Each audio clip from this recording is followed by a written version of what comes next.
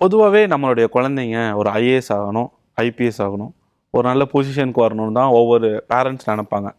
But உங்கள் குழந்தைங்க doctor ஆகணுமா, ஐஏஎஸ் ஆகணுமான்னு பார்த்தா விஸ்காம் படிக்கணும்னு சொன்னாங்களே, என்ன ரீசன் மேம்?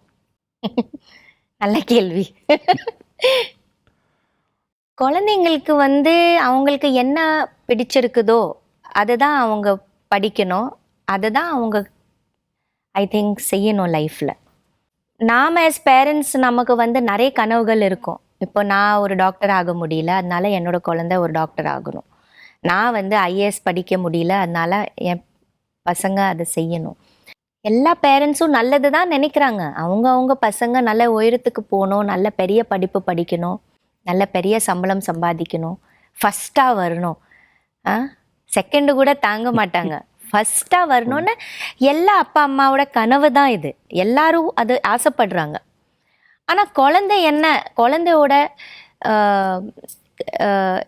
லிமிட் என்ன? அது நிஜமாவே அந்த அளவுக்கு ஸ்ட்ரென்த் இருக்கா, அந்த அளவுக்கு ஃபோக்கஸ் இருக்கா, அந்த அளவுக்கு படிப்பில் நல்லா இருக்குமா, பண்ணதா இல்லையா? நம்ம சில நேரம் ரொம்ப ஃபோர்ஸ் பண்ணுறோம் பசங்களை, இது பண்ணு அது பண்ணு. சில நேரம் அவங்களால தாங்க முடியல, யார்கிட்டையும் சொல்லவும் முடியாது. So stress is there, too much of stress as parents as children also. So according to me, நான் எவ்வளவோ சொல்லி பார்த்துட்டேன் என்னோட பெரிய பொண்ணுக்கு.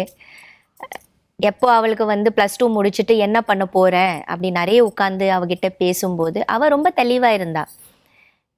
நான் டாக்டர் ஆக முடியாதம்மா, எனக்கு அதில் இன்ட்ரெஸ்ட் இல்லை, அந்த படிப்பு என்னால் எடுக்க முடியாது, அதில் ரொம்ப தெளிவாக இருக்கான். நீங்கள் எப்படி மீடியாவில் இருக்கீங்களோ, நீங்கள் என்ன இது பண்ணி, அதுவும் எனக்கு தான் பிடிக்குது, நான் அதில் தான் ட்ராவல் பண்ண போகிறேன், அப்படி ரொம்ப தெளிவான ஒரு பதில் அவகிட்ட இருந்து வந்தது. அவளுக்கு மியூசிக் இன்ட்ரெஸ்ட் இருக்குது,